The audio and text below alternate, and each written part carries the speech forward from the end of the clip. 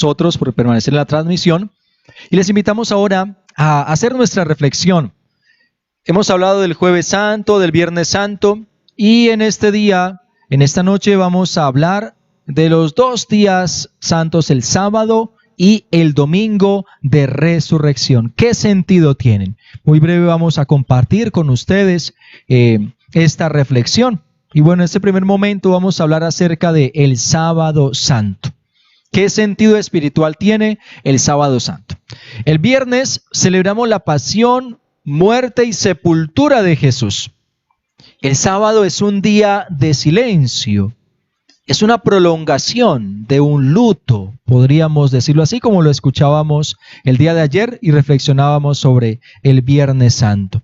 El sábado debe ser un día de estar en casa, es el día de estar más resguardaditos que nunca.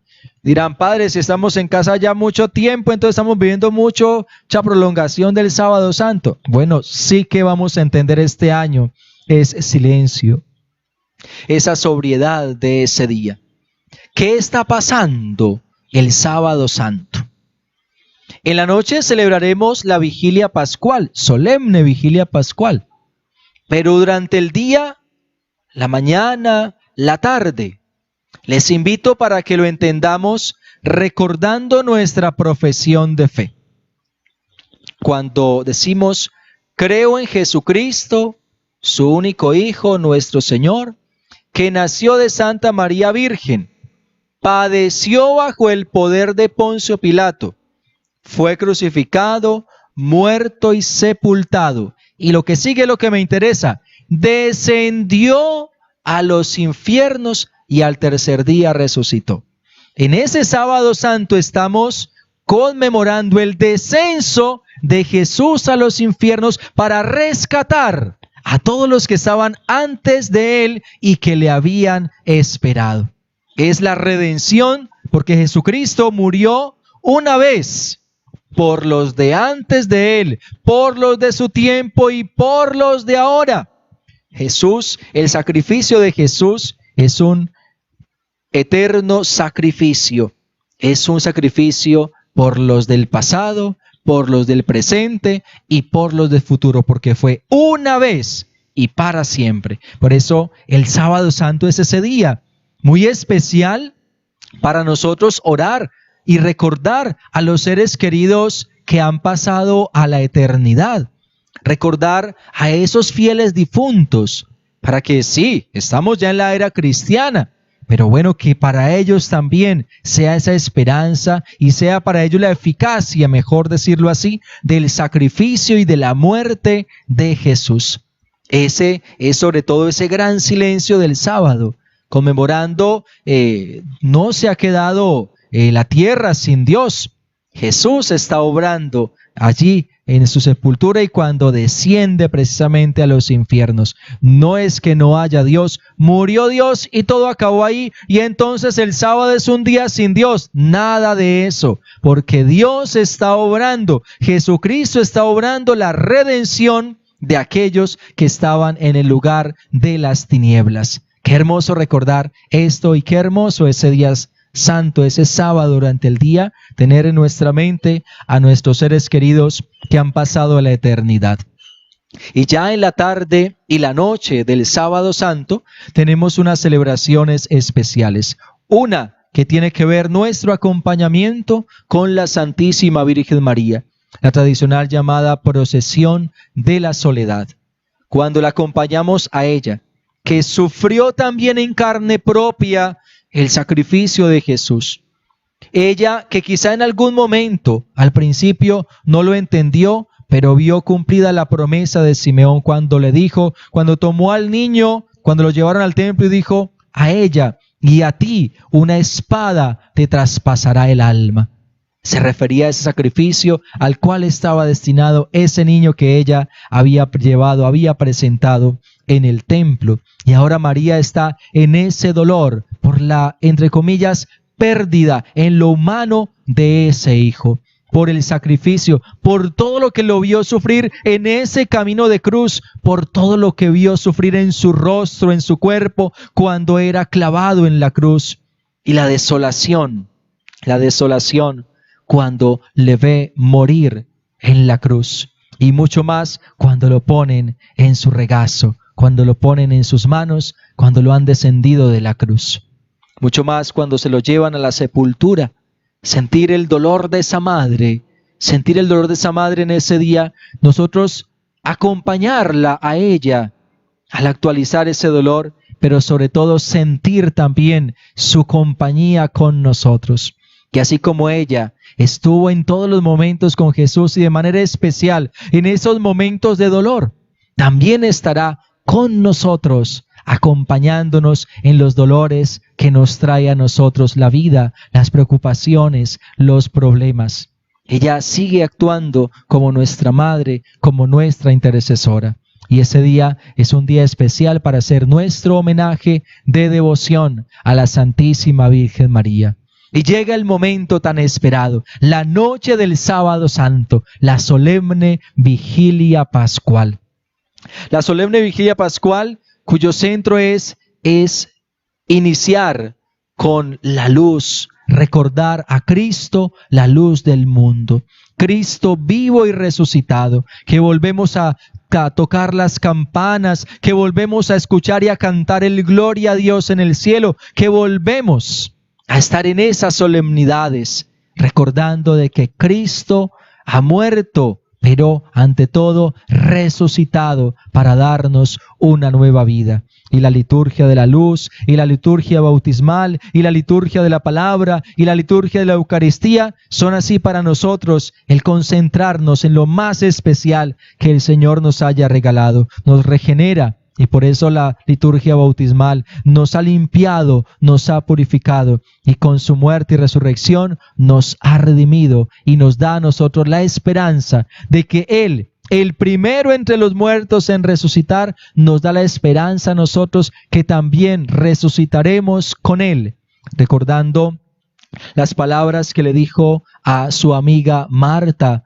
ante la muerte de Lázaro, que le dice: yo soy la resurrección y la vida, y todo el que vive y cree en mí no morirá para siempre.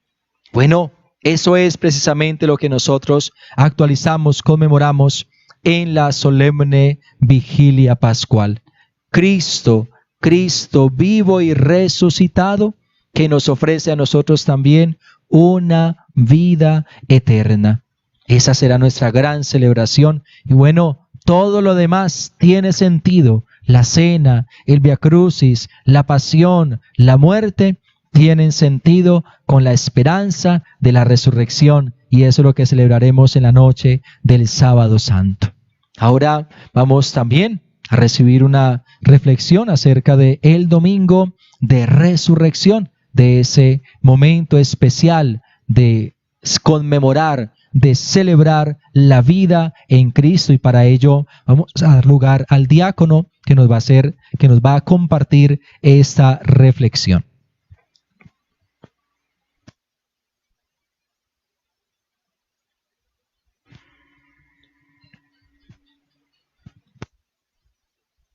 Bueno, buenas noches a todos nuestros oyentes que nos siguen por las redes sociales. Bueno, antes que pasar en primer lugar por, por la reflexión, que es el que me corresponde sobre el domingo, quisiera entonces también hablar un poco, bueno, sobre algunas dudas, inquietudes que nos planteaban ayer algunos oyentes. Y lo primero es, alguien me preguntaba, como estábamos diciendo, lo que significaba el Cristo, qué significa para nosotros también darnos la bendición o santiguarnos, como se ha llamado tradicionalmente. Lo primero que tendríamos que decir, bueno, vamos a hacer una conexión con el Nuevo Testamento y luego con el Antiguo Testamento, porque habría que decir lo siguiente: Jesús, como judío que era, después de la cena, leían y compartían y cantaban el Jalel, que significa himnos, y cantaban los himnos de los salmos del 113 al 118. Y es una palabra Jalel en hebreo muy bonita porque significa himno. Y de allí viene la palabra que nosotros pronunciamos mucho para exaltar las grandezas de Dios, aleluya. ¿Qué significa alaben a Dios? Que por cierto sabemos que durante la cuaresma se ha omitido el canto del aleluya y que lo haremos nuevamente en la solemne vigilia pascual. Entonces ellos hacían estos himnos para bendecir, para alabar a Dios. Y por ende en el Antiguo Testamento pues también tenemos algunas reseñas. Cuando pues se alaba a Dios, muchas veces eso se sellaba con un pacto que era pues básicamente una comida y todo el concepto de sacrificios que había en el Antiguo Testamento, donde la divinidad descendía, se le ofrecía entonces en un olor grato a él y por el cual entonces se sellaba ese pacto y esa alianza y la persona que lo ofrecía entonces ganaba para sí pues de Dios su bendición, la recompensa, el premio, que eran pues en el Antiguo Testamento generalmente la tierra, la descendencia, la posesión entonces de unos bienes. ¿Cuál es la conexión con el Nuevo Testamento? Para nosotros en la teología ha evolucionado y conocemos o los conocemos como sacramentales. ¿Qué es un sacramental?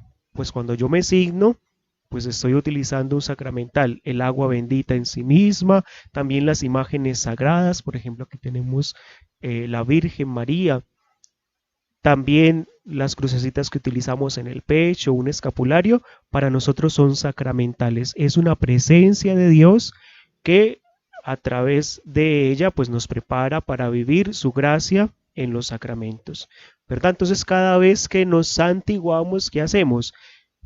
Es buscar la protección de Dios, pero al mismo tiempo la palabra Jalel nos dice, es una alabanza a Él. Entonces por eso cada vez que pasamos, por ejemplo, por un templo y un lugar santo, lo hacemos como reverencia, pero también pensemos que ese signo que hacemos es una alabanza al nombre de Dios. Entonces, cuando nos pregunten, bueno, ¿usted por qué se santigua? ¿Por qué se persigna? Bueno, entonces habría que decir dos cosas. Primero, que buscamos la gracia de Dios, su protección, no como una superstición, ¿verdad? Porque podría parecer que algunos emplean los sacramentales como una protección especial, casi mágica. No, y tendríamos que decir que buscamos es la presencia de Dios, en efecto, que nos prepare a recibir su gracia o que nunca la perdamos. Y recordemos entonces la promesa de lo que a las personas que porten el sagrado escapulario, que no morirán sin gracia de Dios. Entonces, ante todo, no es una protección mágica, sino que nos garantiza permanecer en la gracia de Dios, o si la hemos perdido, pues que podamos encontrarla prontamente. Y segundo, hacia Dios, es una alabanza hacia Él. Por eso lo hacemos cuando pasamos por un lugar sagrado. Entonces no sintamos miedo, pues al hacerlo, ¿verdad? Ni creamos entonces que nos estamos volviendo idólatras o supersticiosos. Y lo segundo que me preguntaban, como para aclarar, era la cuestión de las indulgencias. Si alguien me decía, bueno, cuando yo me confieso, entonces queda algo, estoy todavía manchado, queda la pena, y tendríamos que decir, o yo le decía pues a la personita que me preguntaba, yo le decía, sí, queda algo en el alma todavía cuando pues uno se confiesa. Entonces tendríamos que hablar un poquito del pecado y los efectos del pecado en el alma. Entonces, el primer efecto del pecado es que, y sobre todo el pecado mortal, nos quita la amistad con Dios, es decir, destruye la gracia santificante en el alma del creyente. Entonces la confesión restablece nuevamente ese camino hacia Dios, esa gracia la recupera. Pero hay otro efecto del pecado y es una mancha en el alma. Es lo que se conoce como una pena. Y podríamos colocar un ejemplo muy cotidiano. Si usted tiene una prenda y esa prenda le cae pues algo muy difícil de sacar, pongamos que es tinta de lapicero, algo negro, algo pues oscuro y aceitoso, entonces no va a ser suficiente con que usted le eche, por decirlo así, el detergente y lo meta a lavar, sino que es necesario que usted lo desmanche pues con algún producto que vendan un poco más fuerte. Y ese podría ser un ejemplo que nos ilustre. Entonces, cuando hay una mancha, por eso hay una pena, ¿cierto? Por eso lo podemos comparar. Una mancha es como la pena. Se necesita algo más fuerte para quitarlo de allí. Y por eso entonces vienen las indulgencias. para recapitular, entonces, el pecado, primero nos quita la amistad de Dios y su gracia, pero también nos causa un daño en el alma y eso lo llamamos pena, por el cual entonces nos vamos aferrando cada vez más al pecado. Y por eso existen entonces las indulgencias, porque hace que nuestra alma, a través de ejercicios de devoción, de oraciones, pues se vaya desapegando. Y pues por eso creemos en la doctrina de el purgatorio, porque como nada manchado puede ver a Dios, entonces por eso, pues quienes mueren en gracia de Dios, pero queda algo de pena, pues pasan por este estado para purificarse y alcanzar la visión beatífica. No sé qué si queda, pues ustedes me dirán si queda bien claro o al contrario, pues está un poco complejo de entender, pero para decirlo que lo que hace el pecado en el alma del cristiano y segundo, también todas las gracias que se nos dan por medio de la iglesia para alcanzar el perdón de estas. Por último, vamos a hablar un poco entonces de lo que es pues el domingo de resurrección. El Padre había hablado de lo que significa el sábado santo. Los antiguos cristianos pasaban también en vigilia este momento, el momento del sábado santo, y se preparaban para vivir pues como tal, y era como tal pues una vigilia, porque para ellos era pues todo un acontecimiento. Recordemos pues que es una cultura oriental y la importancia que se le da a la cena en estos encuentros. Entonces ellos venían preparándose con un ayuno bastante largo desde el viernes para celebrar la cena pascual por antonomasia, es decir, celebrar la resurrección del Señor, que se hacía presente sobre todo en las especies eucarísticas, y es también un tiempo bautismal. En muchas parroquias se suspenden los bautizos y sobre todo se hacen en el tiempo de la Pascua, porque se hacía un proceso de catecumenado, es decir, de seguir el camino del Señor, de incorporación a la iglesia. Y durante la Cuaresma, entonces quienes querían hacerse cristianos en el imperio se venían preparando para esta noche pascual, ser bautizados y ser reconocidos como miembros vivos del cuerpo místico de Cristo. La celebración central de la Semana Santa se realiza hoy, en las horas de la noche, en la gran vigilia pascual. A este día los fieles nos hemos preparado con la penitencia cuaresmal y nuestra confesión anual para comulgar esta noche con la Pascua de Resurrección. Entonces es muy bonito porque todo el año litúrgico se centra en esta noche santa. Si recordamos entonces la natividad y el tiempo de preparación, ese niño que se ha encarnado es el que va a morir en la cruz. Y si hemos vivido todo este tiempo de Cuaresma, es en miras a prepararnos a la noche pascual. Y ustedes dirán, pero bueno, esa preparación pues no va a ser del todo feliz porque no vamos a poder recibir el cuerpo de Cristo.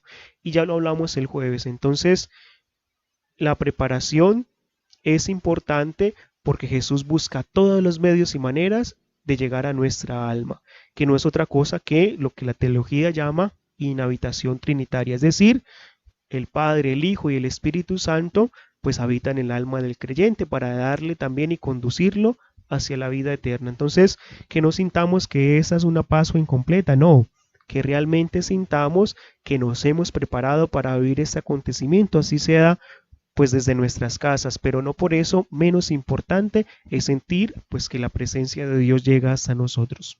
Hoy celebramos a Cristo resucitado, vencedor del pecado y de la muerte. Dios Padre le ha resucitado como un acto de justicia por su obediencia y por buscar en todo la voluntad de Dios. Vamos a cantar ese día, ese bello pregón pascual. Hay una frasecita muy bonita, feliz culpa que mereció tal Redentor. Entonces, cuando hacemos énfasis o hemos hecho énfasis en el pecado, en todo lo que trae a nuestra vida, la iglesia ese día pone sus ojos en lo que Dios tiene para darnos y es su gracia. Entonces, qué bonito sería ese día también, pues alegrarnos con el pregón, así no podamos estar hacia ustedes pues con el Padre. La idea es después hacer una celebración de la luz, el Vía Lucis, para acercarnos y vivir ese misterio pues de la Pascua, sobre todo entonces en la luz, en el cirio pascual que cada año se bendice y se confecciona y donde celebramos a Cristo como Rey y Señor de la historia. Es el acontecimiento por antonomasia, es decir, sin Él nuestra fe no tiene sentido. Por eso es importante que como cristianos pues lo sigamos celebrando cada año con mucho fervor. Hoy es la fiesta de alegría y de luz. Está ligada a una celebración más solemne de la palabra de Dios y a una vivencia comunitaria del bautismo. Es cierto, ese día se nos ofrece un esquema con 7 lecturas que muchas veces por brevedad, y este año no va a ser la excepción, porque pues no hay todos los elementos, no están los grupos, no están los proclamadores de la palabra, pues vamos a vivir también aproximadamente con 3 lecturas, la lectura del Éxodo, por la de los huesos secos del profeta Ezequiel y finalmente la epístola a los romanos. Es un tiempo importante para vivir la palabra de Dios y pues también es muy bonito. El padre hablaba de que ese día pues la iglesia está en silencio. Qué bueno que el sábado santo sea un día también de recogimiento interior, de rezar ese día el rosario, de meditar también en los dolores de la Virgen para que nos encuentre festivos y alegres hacia la vigilia pascual. Esta noche viviremos la victoria sobre la muerte, a la vez que nuestra victoria por medio de la fe sobre los poderes del mal y sobre la misma muerte. Cristo ha triunfado definitivamente, pues una vez resucitado de entre los muertos ya no muere más. Pero su victoria no se ha hecho manifiesta aún a todos los hombres. Es necesario seguir perseverando en nuestra fe y en el testimonio de ella a fin de que muchas personas conozcan a Cristo y alcancen la salvación. Entonces, qué bonito, ese día nos podemos hacer esta pregunta. Y la pregunta es, ¿yo de verdad he resucitado con Cristo? ¿Me he preparado todos estos días primero para desapegarme más del pecado? En efecto, ya que no pude hacer una confesión, por ejemplo, sacramental, le hablé a Dios de las cosas en mi corazón que quiero cambiar, que quiero mejorar y estoy más dispuesto para vivir la gracia de Dios. Personalmente siempre me he preguntado lo siguiente, pues si el alcance del pecado pues fue muchísimo porque todo el daño que hizo nos privó de las gracias del paraíso, nos expulsó entonces de una vida plena con Dios, en armonía con nosotros mismos, con los seres humanos, con la naturaleza y la creación, porque a veces los efectos de la redención parece que se quedan cortos. Y la respuesta es siempre la gracia de Dios, porque hay muchos tipos de gracia, ya lo hemos dicho, la gracia santificante que se da a través de los sacramentos, pero hay un aspecto de la gracia que a mí me parece muy bonito, que se llama la gracia previniente. Todos ustedes oran y le piden protección a Dios, seguramente rezan por sus seres queridos, los papás por los hijos, para que no les pase nada. Y cuántas veces antes de un viaje pues nos encomendamos a Dios y le pedimos que todo salga bien, por ejemplo, en estos momentos que nos libre de la enfermedad de coronavirus, etcétera. Y cuántas veces esa gracia no habrá actuado en nosotros sin nosotros darnos cuenta. Seguramente nos ha protegido de un accidente, de una enfermedad grave, de una situación que puede ser que a través de ella hubiéramos perdido la gracia. Entonces pienso en los esposos, es una infidelidad, en una situación también de abandono, por ejemplo, del hogar, o ahora que se está hablando de la violencia intrafamiliar. Cuántas veces pues la gracia nos ha ayudado a dominar nuestro carácter y nuestras emociones. Entonces, yo personalmente pienso siempre en eso. ¿Cuántas veces sin yo notarlo Dios actúa a través de mí para llegar a las personas? Y también especialmente, por ejemplo, en la caridad que ustedes hacen a través de nosotros. Muchas personas nos han traído mercados para compartir con los más pobres y aquí pues tocan la puerta porque nos dicen, mire, es que no tengo nada más que comer.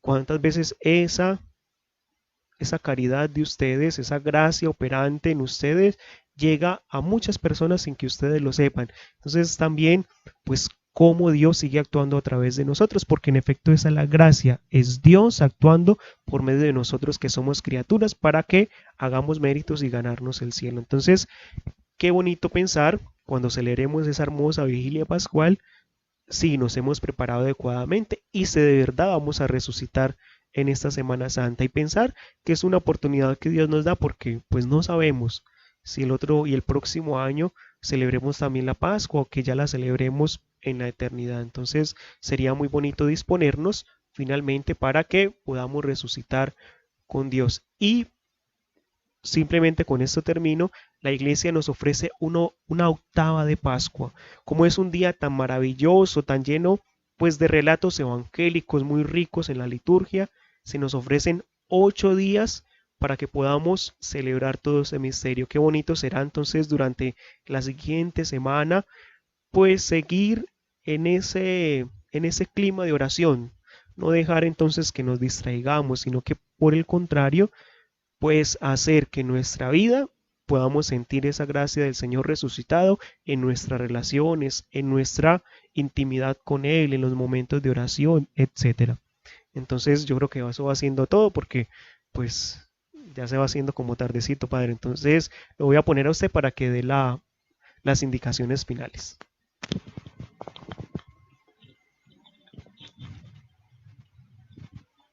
Bueno, hemos hablado acerca de este sábado santo y el domingo de resurrección. En esa parte final les queremos compartir para el signo para este día especial. Durante el día del sábado, bueno, hemos hecho énfasis en la importancia de la figura de la Santísima Virgen María. Y entonces les invitamos para que durante el día, en las ventanas o en las puertas, pongamos una imagen de la Santísima Virgen María. Bueno, yo tengo aquí un cuadrito, pero ustedes pueden tener una imagen en bultico, pequeña, grande, la que quieran poner en sus ventanas como signo de ese acompañamiento y el pedir también la maternal protección de la Santísima Virgen María, que ella nos acompañe en medio de nuestros dolores y dificultades y en medio de estas crisis que podamos estar atravesando. Y para el domingo de resurrección les invitamos a hacer una banderita blanca. Yo he tomado por aquí un pañito blanco y tenemos también un palito. Ustedes ya muy curiosos pueden tener agujitas e hilo y lo ponemos simplemente a un ladito para que nos quede la bandera y así la pongamos en las puertas y en las ventanas de nuestras casas. La bandera blanca que signifique para nosotros la solemnidad de la resurrección y a la vez el don que le pedimos al Señor, que así esté también nuestra conciencia, nuestra alma, que así esté en nuestra casa la vivencia en paz, disfrutando de la vida nueva que Él nos ofrece.